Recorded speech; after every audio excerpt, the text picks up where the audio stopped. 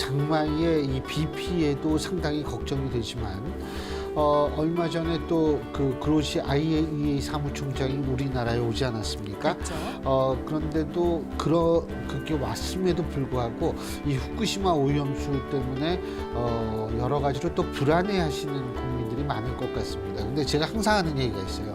불안해하는 것은 당연하지만 불안이 공포로 전이돼서는 안 된다라는 입장을 저는 가지고 있습니다. 근데 어쨌든 뭐 그런 문제도 있었죠. 서울 양평 고속도로 이 백지화로 또 이 문제가 제일 뜨거운 이슈로 지금 등장하고 있고, 참 장마 때임에도 불구하고 정치권은 정말 다난한 것 같습니다. 네, 맞습니다. 잦아들지 않는 이 이슈와 우려들 오늘 좀 세세히 짚어보도록 하겠습니다. 오늘 국민의힘 조경태 의원과 함께합니다. 안녕하십니까? 안녕하십니까? 예.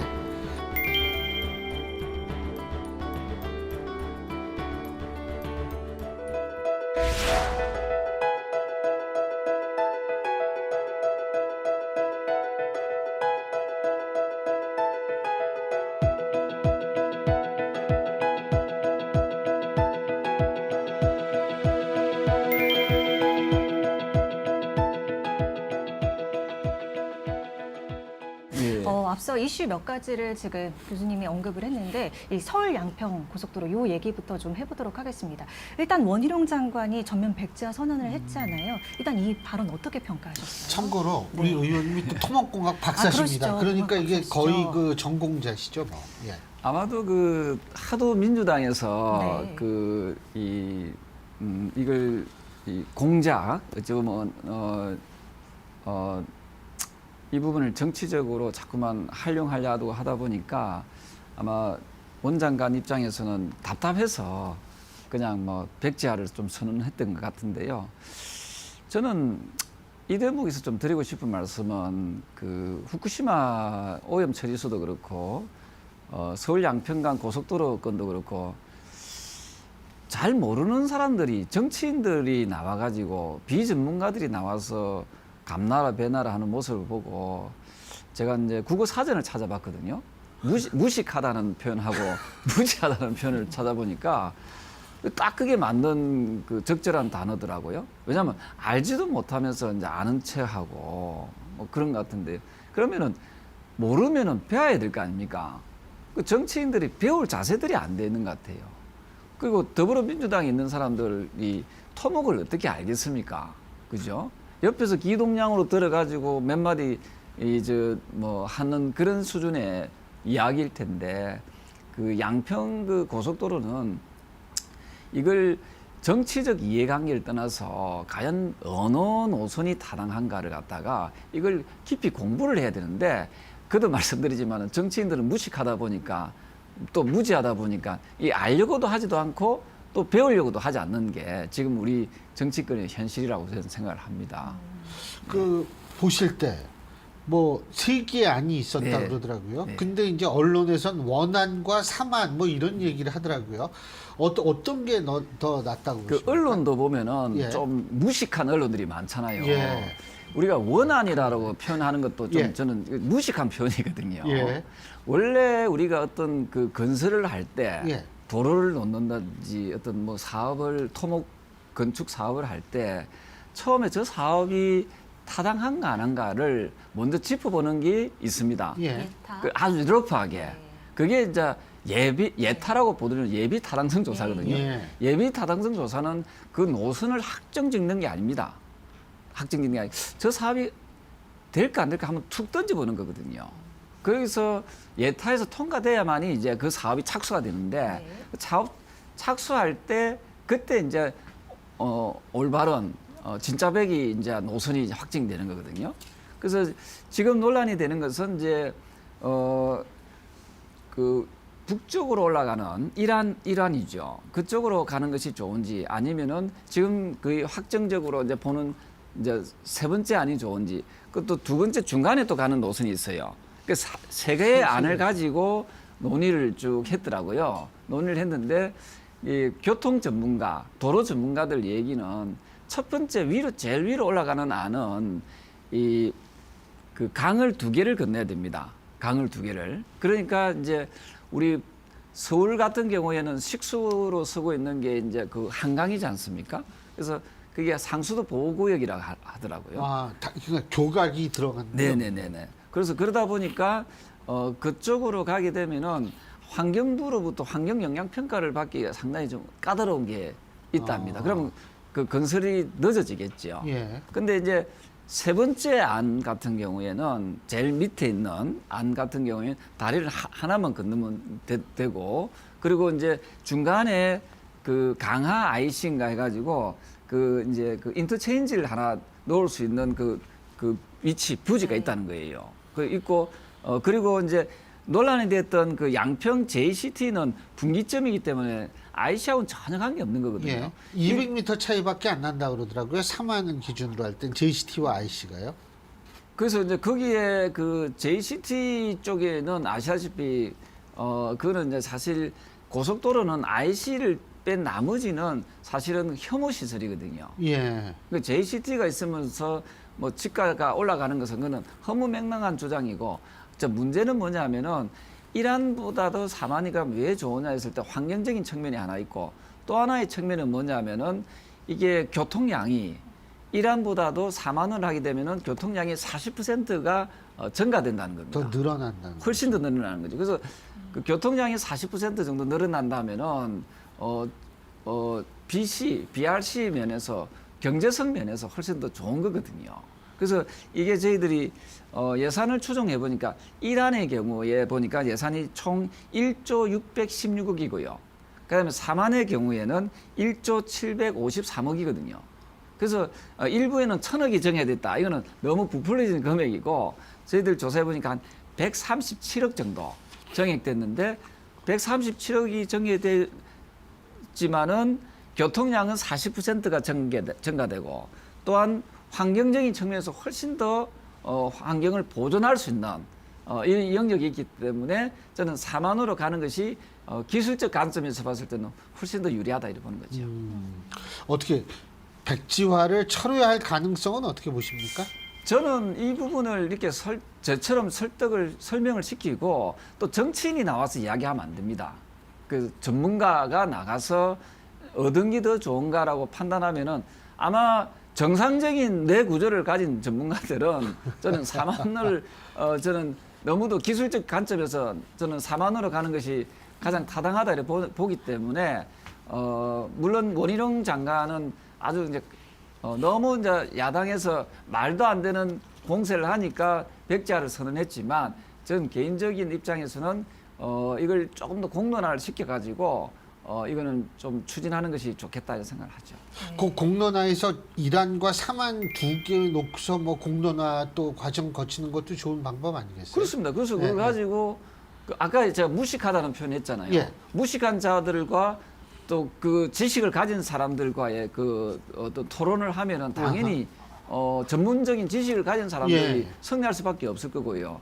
그리고 이거는 환경적인 측면, 공학적인 측면, 기술적인 측면을 봐야 되거든요. 예. 그 정치적으로 막 이걸 주장하는 것은 그야말로 무식한 주장에 불과하지요. 그래서 이 방송을 보고 있는 더불어민주당 그 지지자 또는 정치인들의 제 말이 맞는가 틀렸는가 한번 기술자들 거기도 그 지지하는 기술자들이 있을 거 아닙니까? 토목 예. 건축하는 분들이 있을 거거든요. 또 도로 전문가들이 있을 거니까 과연 그 환경적인 측면하고 또 그 교통 영향적인 측면, 교통량, 경제적인 측면을 같이 고려해가지고 예. 어느 것이 유리한지를 본인들이 한번 살펴보면 좋겠습니다. 알겠습니다. 추미애 전 장관이 이번 일 벌어지고 나서 추윤 갈등 프레임 그대로다 이렇게 언급을 했더라고요. 이거 어떻게 나온 얘기라고 보세요? 추미애 전 장관은 그 전공이 토목을 안 했죠. 가만히 있으면 됩니다. 예, 자기들이 모르는 분야에 대해서 자꾸만 감나라 배나라 하니까 이 원래 정치라는 것은 국민을 이롭게 하는 거거든요. 국민을 잘 먹고 잘 살게 하고, 그죠? 국민을 행복하게 하고 또 국민을 편안하게 하는 것이 정치인데, 요즘에는 정치인들이 자꾸 그 갈등을 조장해가지고 자신들이 정치적 이득을 취하려고 하는 것 같아요. 그거는 아주 정말 못된 정치거든요. 그래서 잘 모르는 전문가가 아닌 정치인들은 여기서는 좀 빠져줬으면 좋겠어요. 예, 추미애 전 장관도 법을 전공했지 이 토목공학 또는 이 도로공학을 전공하신 분은 아니잖아요. 그러면 좀 더 배우고 공부를 좀 하고 나서 발언할 수 있으면 발언권을 얻었으면 좋겠어요. 그 전공도 아닌 사람들이 나와가지고 감나라 배나라 하니까 또 국민들은 목소리 큰 사람 이야기를 또 들을 수밖에 없잖아요. 그래서 그런 혼란을 안 줬으면 좋겠습니다. 네, 의원님 또 말씀해 주셨듯이 지금 지역구가 부산이시니까 네. 이 후쿠시마 오염수 방류 관련해서 일단 이 지역민들 이야기 많이 들으실 것 같거든요. 네. 좀 들려주세요. 어떤가요? 그쪽은. 그 지역민들은 대체적으로 잘 모릅니다. 그러니까 먹고 사는 게 바쁘시다 보니까 그냥 언론에 나오는 걸 듣고 그 언론에 자꾸만 요즘 언론에 보니까는 이게 여야의 입장만 계속 발표하니까 거의 50대 50으로 발표하잖아요. 그러니까 그 일부 국민들은 되게 불안해하더라고요. 근데 이거는 명확한 게 뭐냐면은 후쿠시마 오염 처리수 같은 경우는 2011년도에 후쿠시마 원전이 폭파했을 때 그때는 원액 그대로가 방류가 됐잖아요. 그랬죠. 그게 2012년도거든요. 그러니까 아직도 180배에 달하는 세슘을 파는데 우럭이 네. 얼마나 많이 나왔으면 네, 그 네. 우럭이 아직도 잡히겠어요. 그래서 그게 원액 그대로 흘려서 전 세계로 퍼져 나갔는데, 근데도 우리나라에는 1도 영향을 안 줬거든요. 그 1993년도부터 그 부산 앞바다에 그 방사능 책정을 계속 해왔습니다. 예. 했는데 2011년도니까 전애들 더불어민주당 또는 더불어민주당 지지자들 논리로 치면은 4년 후에 최소한 2015년 정도 되는 유의미한 방사능 측정이 돼야 된단 말입니다. 맞죠? 그게 과학이잖아요. 예. 근데 전혀 1도 방사능 이게 변화가 없었다 이 말입니다. 그러면 결국은 후쿠시마에서 터졌던 이 방류된 그 물이 우리 한반도 즉 부산으로는 흘러오지 않는다는 것이 증명이 된 거거든요. 근데 지금은 더더군다나 그때에 비해서 약 1000분의 1입니다. 1000분의 1의 필터링이 된 정화가 된 물을 방류를 하면은 당연히 피해는 없겠죠. 그래서 저는 이 자리에서 제가 드리고 싶은 말씀은 민주당 또는 민주당 지지자한테 제가 한번 제 말이 맞는가 틀렸는가 4년 지나면은 알 수 있잖아요. 4년 지나면. 그래서 저는 저하고 그 부분은 정말 확신적으로 한번 이 부분은 약속을 좀 하고 싶습니다. 절대로 4년이 지나든 뭐 그 이상 지나든 문제는 없을 것이다. 이래 보고 있습니다.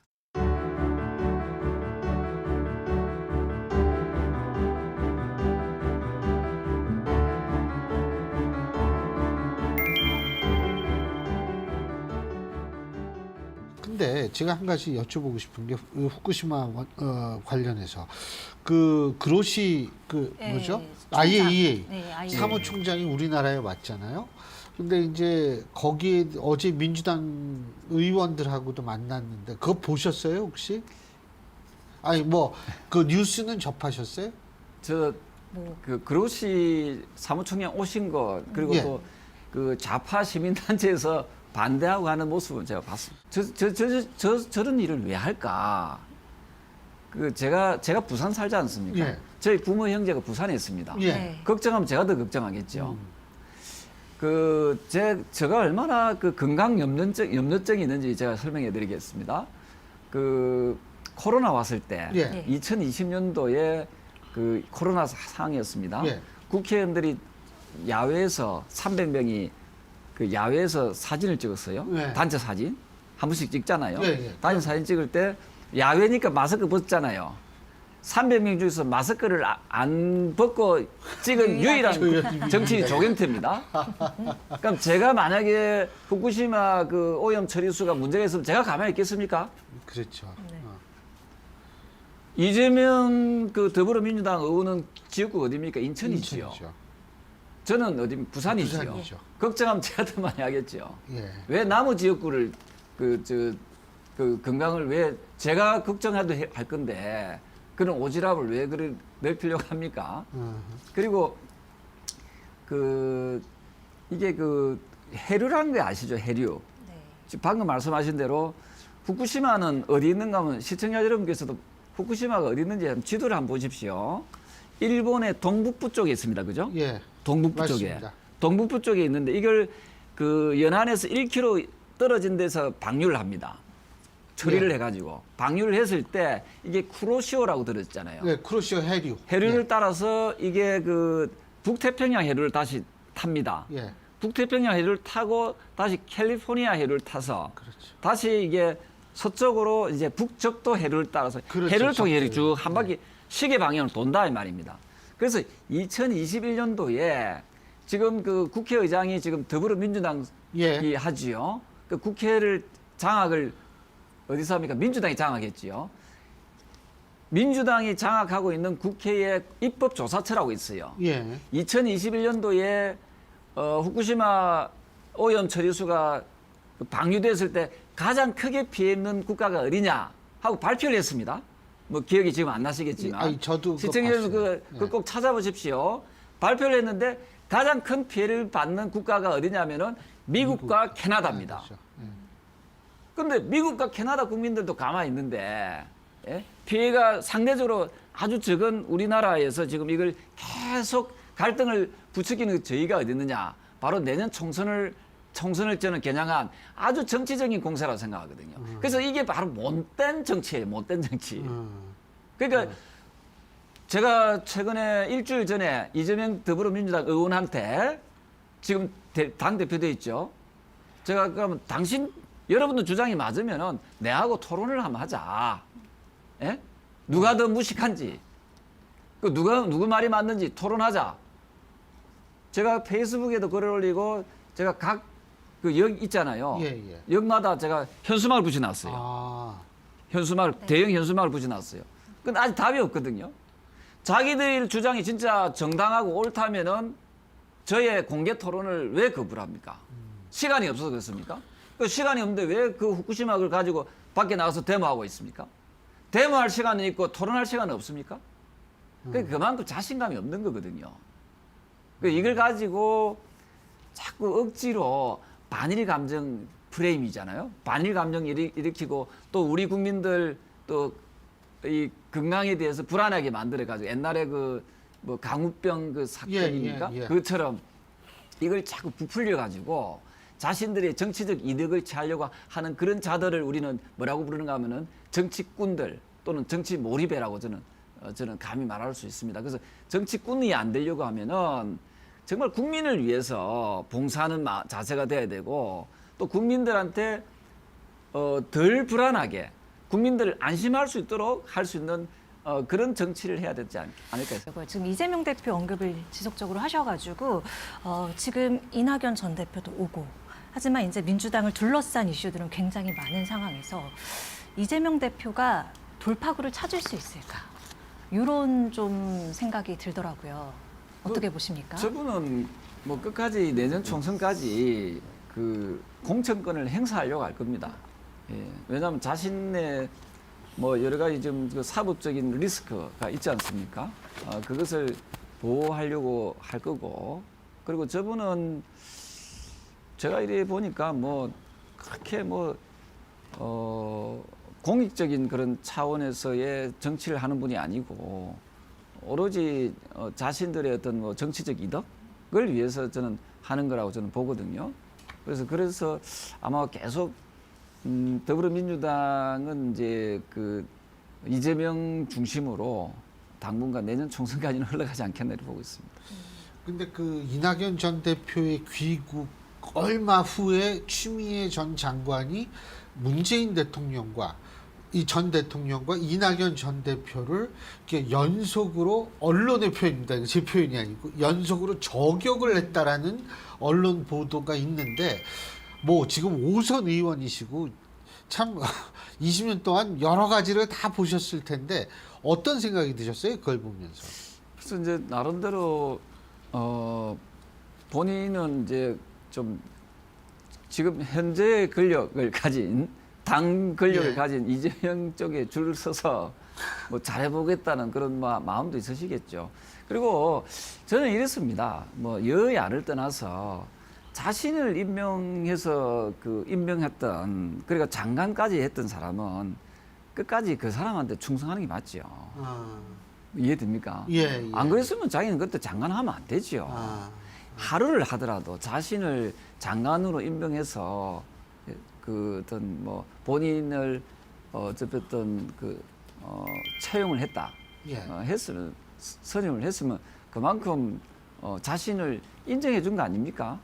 근데 추미애 전 장관이 장관을 뭐 좀 했잖아요. 그렇죠. 예. 꽤 했지 당대표도 않습니까? 하고 뭐. 그러면은 거기에 그 뭐 좀 모르겠습니다. 뭐 어떤 속사정이 있었는지 모르지만은 그 조금은 그 인사권자였던 그 문재인 전 대통령한테 본인이 험한 말을 하지는 않겠지만은 그또 그 주변에 있는 사람들과의 관계를 지나치게 이렇게 이렇게 쏟아내는 것은 썩 바람직한 정치의 모습은 아니다. 조홍천 의원 같은 경우에는 추미애 전 장관과 조국 전 장관의 연대설도 얘기하는데 가능하다고 보십니까? 그 두 분 다 저는 별로 관심이 없습니다. 아, 예, 예. 그분은 그 지금 자기 부인이 지금 감옥소에 있는 거 아닙니까? 예. 그 있는 이유가 뭡니까? 입시 비리 아닙니까? 예. 우리 사회에서 특히 민주사회에서 가장 그 최악의 그 비리 사건이 보통 입시 비리하고 채용 비리입니다. 예. 그게 우리 사회를 근간을 흔드는 아주 나쁜 그 비리거든요. 예. 그 중에 하나가 지금 입시 비리를 조국 그 전 장관의 저질러온 거 아닙니까? 그 예. 가족들이. 그 부인은 지금 구속돼 있죠. 예. 그 본인은 죄가 없겠습니까? 그리고 자기 딸이 요즘에 나와서 뭐 자꾸 나오던데요. 그 언론도 보면 정신 나갔어요. 언론에서도 왜 자꾸 비춰줍니까? 입시 비리에 연루되어 있는 그것 때문에 자기 엄마가 구속돼 있는데 안 그렇습니까? 그 우리나라의 도덕성의 한계를 드러내고 있는 거예요. 우리 의원님께서 또 교육이 교육이시죠, 참. 그렇습니다. 맞아. 예. 아니 입시 비리자의 어떤 화면을 왜 자꾸만 그걸 내보냅니까? 그거는요, 그 우리 젊은이들 입장에서 봤을 때는요, 그거는 우리 사회가 해서는 안 되는 모습이다. 다른 그럼 입시 비리자도 그렇게 화면 내줍니까? 예? 맞잖아요. 예. 그거는 우리가 스스로들이 정말 반성해야 되고 입시 비리에 연루된 자, 채용 비리에 연루된 자들은 이 영원히 퇴출시켜야 됩니다. 이 사람들은 그 사회의 구성원으로서 남아 있을 자격이 없어요. 그런데 우리는 거기에 대해서 너무 가볍게 생각하는 거예요. 가볍게. 예. 굉장히 무겁게 생각해야 돼요. 맞아요. 예. 그게 우리 사회의 공정성을 해치는 거거든요. 예. 우리 사회 민주성을 해치는 거거든요. 근데 그걸 가볍게 생각한다는 게 지금 그만큼 우리 사회가 지금 타락하고 있다. 아하. 타락하고 있다. 그러니까 오죽했으면 정가자들이 그 당 대표를 하고 그렇게 하겠어요. 예. 옛날에 뭐 저 정치했지만은 정가가 많고 기수된 사람이 당 대표 한 사람은 없었잖아요. 근데 그걸 우리가 그냥 용인하고 넘어가는 사회가 돼버린 거지요. 아하. 그래서 이런 부분이 좀 우리가 특히 정치권에서는 반성을 많이 해야 될 대목이다 예. 생각하죠.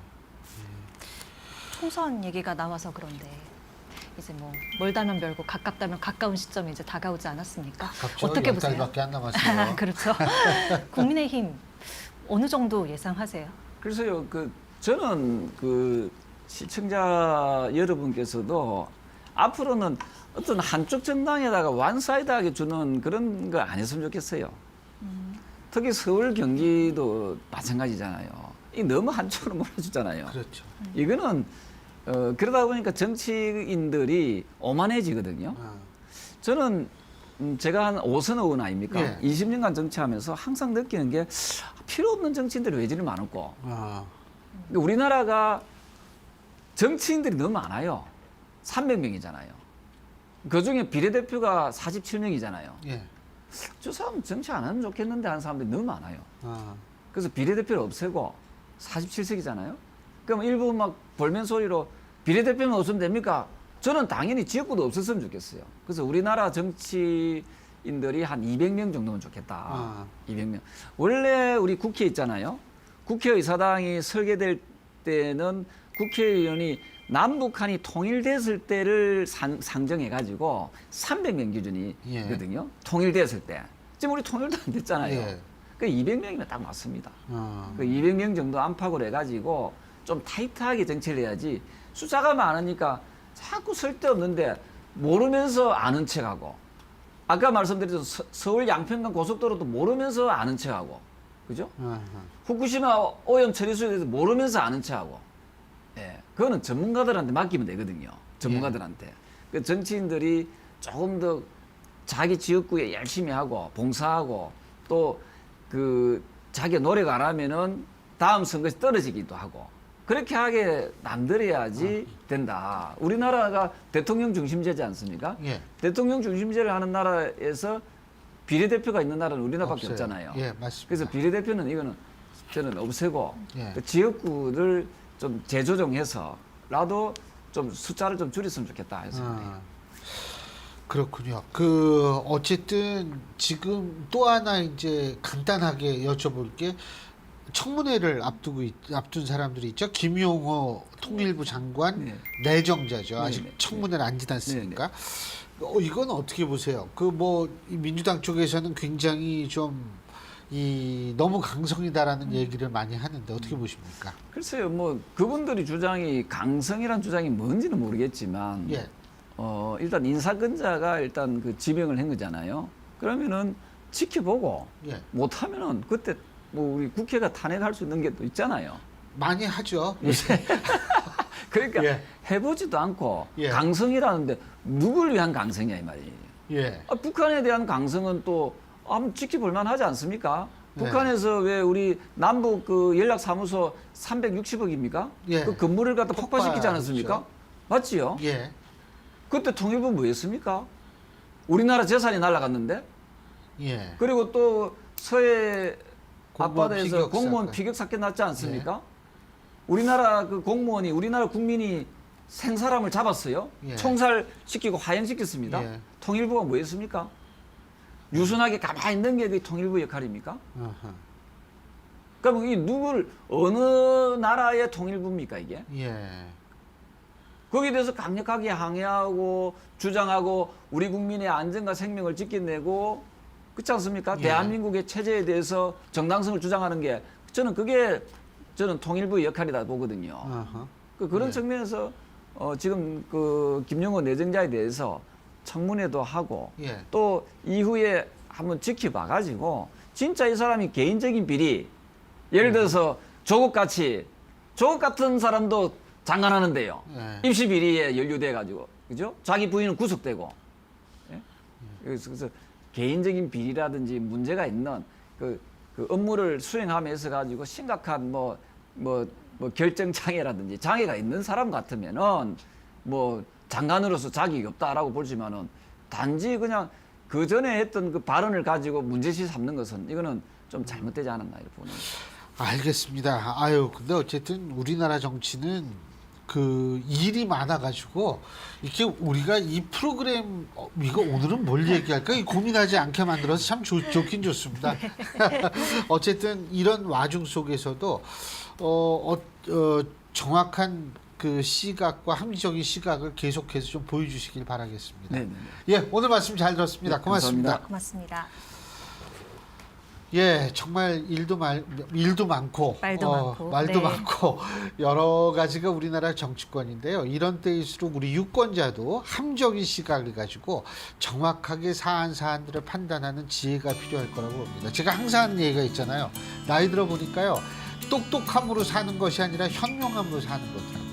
그런 측면에서 우리 시청자 여러분들도 모든 것에 정치권의 얘기 너무 휘둘리지 마시고 현명하게 객관적으로 바라보는 그 시각을 가지시면 마음이 좀 편안해지실 거라는 생각이 듭니다.